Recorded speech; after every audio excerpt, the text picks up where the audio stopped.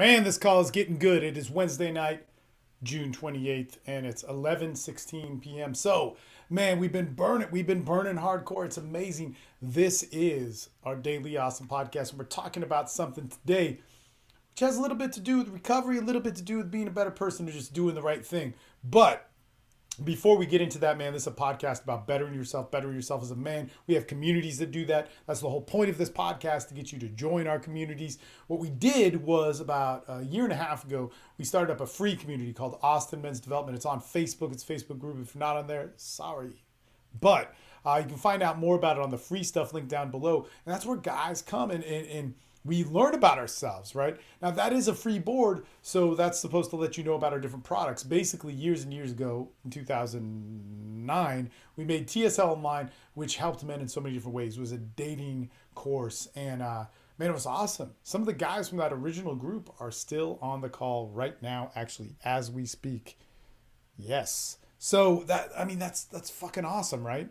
But then we started bettering ourselves in our fitness. And in fact, when Gary joined it, who I brought up, he was 300 pounds or 300 plus pounds. Now he's 180. There's pictures of me on the Austin Men's Development Board of us doing jujitsu together just yesterday or 2 days ago. And, it's like, we look at all the different aspects of masculinity and better ourselves. That's what our free PDFs are for, that you can find on the free stuff link down below. That's what, our groups are about. That's what the MD Excellence course is about. That's what TSL Online is. And man, it's a fucking great thing. So that being said, let me see where we're at here. Okay, yeah, because we're on this call. Basically, look, sometimes when you do the right thing, it doesn't feel right. This is important. This is a huge thing, because as a man, you need to make your own code. We always hear about this shit, like you need to have a code and follow fucking Musashi, whatever, whoever, follow some great person in history and what they did. And now we're going to do that. And we're going to be like them, even though we're working behind an office, cubicle, and feel like shit. This is like how we sell masculinity to men. But the thing is, if you're a man, if you're born, right? If you're a human being, fuck that, men and women, you have so much energy in you. You have so much potential in you. You have so much, and you have life to pursue. And when you live that life, you're going to learn rights and wrongs. And so one thing I get from recovery, being a recovering addict, it's one of the big things about me. And man, love it. One of the greatest teachers of my life, hands down. I know a lot of people have problems with 12-step stuff, but, and rightfully so. I mean, there's a lot wrong with it, but it helped me out big time, and a lot of stuff didn't. And I know there's other ways to get clean or do whatever addiction thing that you're in to solve it, and I'm not saying those aren't. So I don't want to make it a comparison, but man, and my story is a great thing. So one of the things is you go and you make amends to people, and there's something that's funny. I'm not in the AA fellowship, but I've done it a lot and respect it in so many ways. There's something that people always talk about. They talk about the promises. They talk about the 9-step promises. What happens when you make amends and that you feel good? And it's somewhat misleading. How it's actually written, it just says what you feel in that moment. But, I've done multiple amends throughout my recovery process. And today I made one, and it didn't feel good. It was for almost $1,000. And I actually, man, I wish I would have gotten the piece of paper, because it was so interesting. I didn't want to make it. It was about some money I owed. And basically, when I was getting loaded, this was stuff from like 2006, 2007, 2005. And it was a ledger of some people I'd ripped off, right? And it actually came back to haunt me just recently. Just recently I found out about this. And there was just to not get into all the details, or maybe, at some point, if you ask me on the Austin Men's Development Board, you can ask me about it. I'm more than open to talk about it, but it's just confusing. But basically, they were saying, hey, you owe us this money. It's all accumulated in one thing, and you owe us this money. And I was like, fuck. And it was a situation where I could walk from it, right? I could walk from it because it was too easy for me to get out of. It didn't really affect my life in a big way. And one of the things when I was going through this process, and just bear with me on this story, but it's important because, man, like I always say, when you lose some of the biggest things in your life, it teaches you the greatest lesson. When you lose honesty, or when you lose community, even when you lose even self-respect, and that hits in all these different ways, the road to earning that back shows so much to you, and it still is. I'm going to go down a little bit of rabbit hole here, but it's important. And recovery people, man, you might know, but if you don't, or you don't agree with this, hey, it's just my story. So basically what had happened was, is I could walk from this. And when I went through my last 8th and 9th step with my sponsor, it was like, oh man, there's all this stuff that's still there. There's, thousands and thousands and thousands and thousands of dollars where I'd wronged people and stole from them. And I don't know how to get a hold of them because it was just like so far. And there's different donation stuff you could do. Different people have different opinions about it. But what he said, he was like, man, get past the guilt on it. Let's figure out some ways to equalize that guilt. But if any of those people come back into your life, it's your job to resolve that, right? And so that's what I'd done. I'd gotten rid of the guilt. I'd figured out ways to amend those processes with people that I hadn't met, that I would never see again or come in contact with, or I just couldn't imagine whatever ways. And actually, when I originally went through this step years and years ago, my first sponsor said, I want you to try and add everything up. And I was like, man, it's impossible. He's like, I want you to try it anyway. You haven't gotten to what I'm going to say after that. Just try it. And man, it was just like $600,000 worth of damage that I just caused in my life. And that's a lot that you could feel guilty about. And so throughout the years, I'd been amending those things in different ways. Well, all of a sudden, it comes back to bite me, right? It comes back to bite me in a way where there were some people personally asking. And man, it was just such a different life that I lived in. I loved looking at this piece of paper when I actually really took the time to read it, to analyze it all. I was like, Jesus Christ. In 2005, I had been doing this. This is crazy. In 2006, I had been doing this. Like, God, man, it was just so nuts to really look at it, right? And to see it, that made sense to me. And it did make sense to me. I totally understand it. I totally, absolutely understand it. And part of it is that I don't see myself as like, dude, when you're a drug addict, it's not an excuse. Okay, it's not an excuse. Like, you have to live within society's rules. You go to jail, you go to prison, whatever. You deserve all those things because, it's a society we live in. But it's also, I realized a little bit more now why I was doing it. And the thing is that today I was like, all right, I'm going to sit down. I'm going to figure out all this shit. And I'm going to pay it. All right. I'm going to settle it all. I'm going to figure out how to equalize it, whatever, blah, blah, blah, blah, blah. And I'm going to pay it. Right. And I did. And one of the things that they always talk about, I was talking to a guy that I work with, that's one of my sponsees. And I said, man, I just made amends today for like almost $1,000 and I don't feel good about it. And he's like, well, part of it probably feels good. And I was like, yeah, but they're different. And see, here's the thing.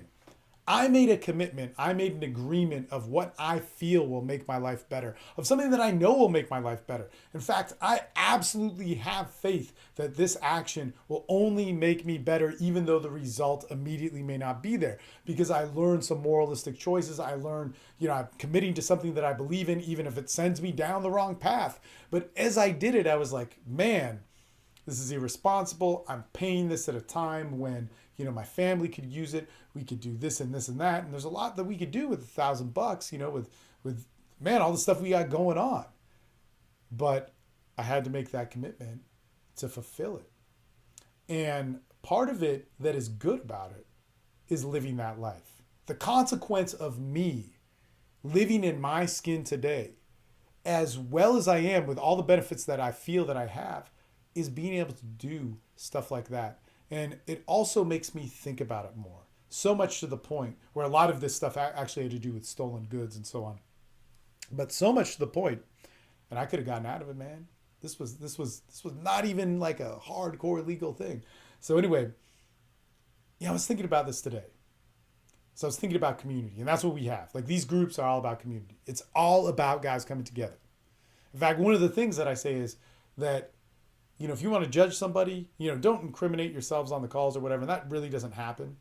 But if you need to get something off your chest, get it off your chest.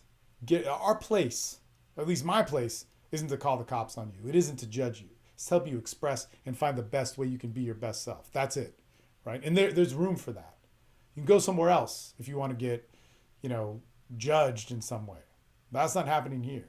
And that being said, like I said, it doesn't really happen where people actually do talk about something illegal or harming somebody or hurting somebody on these calls. But I was thinking about this when I was thinking about community. And it used to be nothing for me to steal from somebody. Absolutely nothing. I could justify it in so many different ways. That's a corporation. This person doesn't give a fuck about me. They're part of something that I fucking hate. They're this, they're that, they're whatever. I could jack this. They're not even going to know it. Or if they do know it, fuck them. They should realize it. I'm working for these things. The thing is in order for me to judge, steal, hate, damage, harm, act violently, I had to be separate to see myself as either an authority or somebody that was resisting it. And man, I don't want that in my life. And you can act your way into good thinking, but you can't think your way into good acting, right? We oftentimes take this route where we think we know better and are willing to be separate from whatever just to be right. And why is being right that important? Think about this with all of your social justice, all of your perspective on men, women, what's going to happen, blah, blah, blah, blah, blah, politics. God damn, we live in a beautiful ecosystem together where we bump shoulders. Sometimes we beat each other up. Sometimes we harm each other. Sometimes you are a victim. Sometimes you victimize other people just by being this close, because we're really close, man. We're packed like sardines in this society, and we're all on our phones. I'm on my phone all the time, and we're not connecting to the person in front of us, and we feel disconnected. And how easy is it when you got the walls of your car up or the walls of the internet up to fuck somebody, to fuck them off, to wish death upon them, to wish hell upon them, and all of a sudden we could be this hateful person. Man, I don't want to be that. I want a community. And so it was interesting, just even this weekend when we were on this workshop, there were opportunities where I could have stole some stuff. There was actually an opportunity where I was like, all right, I'm consciously deciding not to pick up that dog shit. I've picked up all the dog shit. I ran out of bags. I'll pick up other people's dog shit, but I don't have bags to pick up my own dog shit. They ship more than I expected. Sorry. And that sucks, and I can acknowledge that, right? I don't need to feel like terribly guilty over that. Don't judge. But I don't need to feel terribly guilty over that because I do as much as I can to interact with my community. And now how I see it, again, the corporate world doesn't give a fuck about me. When I look at that, I can say, yeah, fuck you, I'm going to jack this shit. When I look at like this motherfucker is acting violently towards me, I can fucking punch them in the face. I can steal this from them. I can rob this from them. I can do whatever. I can do whatever to harm them. I can talk this shit. But I'm in this place where I'm trying to act on community. Whether you know it, whether this person knows it, whether my neighbor knows it, whether the dude at the convenience store where I could have stolen a bunch of bags of ice from him knows it, we're part of a community.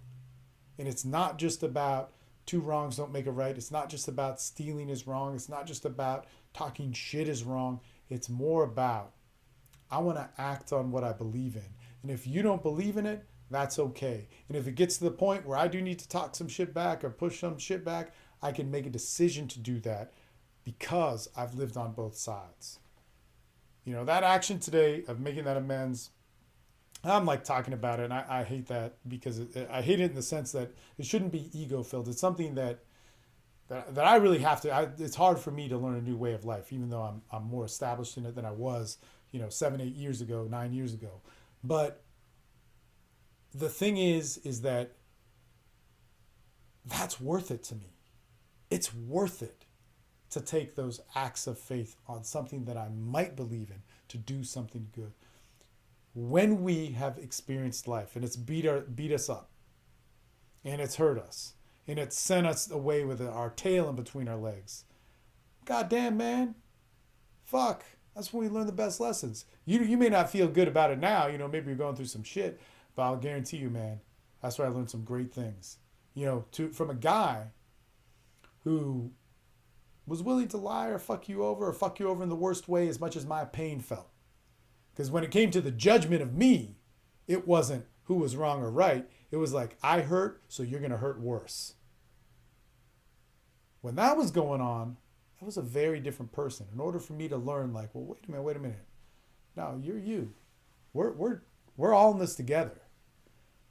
To not have to have a spiritual or religious backing to make that decision, or to not have a moralistic decision to or backing to make that decision, but to actually make a choice from myself and my own experiences, of course, with the aid of a lot of other influence. That's not to say that I'm against any of those things like spirituality or religion. It has a lot to do with it.